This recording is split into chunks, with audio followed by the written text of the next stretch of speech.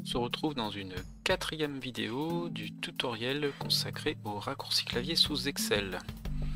Alors, suivant le même principe, je vais utiliser le document que j'avais préparé et je vais vous montrer ici, je vais vous présenter le raccourci clavier qui permet de refaire certaines opérations, c'est-à-dire de les reproduire.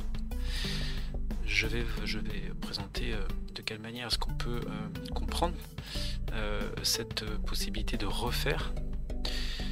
Je prends comme exemple donc des données, toujours les mêmes, hein, en dessous là, enfin en dessous, à la fin du tableau, je les sélectionne et là par exemple je souhaite effectivement les dupliquer ces données.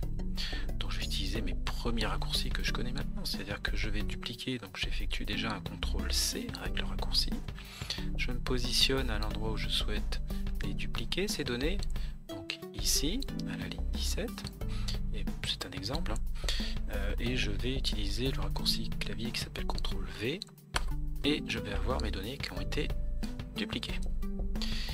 Et là je m'aperçois effectivement que je me suis sans doute trompé, donc je vais avoir besoin de vérifier par exemple dans des informations qui m'ont été transmises sur la présentation que je dois avoir pour ce tableau. Donc je vais les annuler parce que je suis pas sûr de moi par exemple. Donc je vais les annuler au moyen du raccourci que nous avons vu juste avant, hein, CTRL Z pour revenir à la situation initiale. Voilà.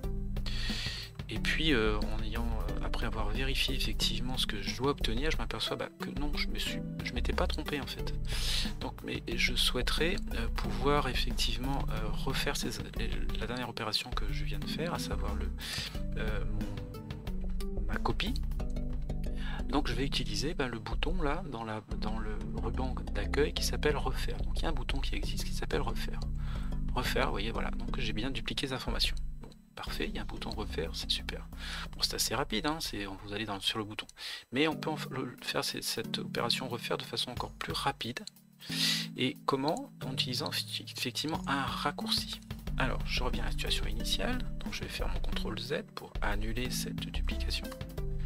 Voilà, donc les éléments ne sont plus dupliqués.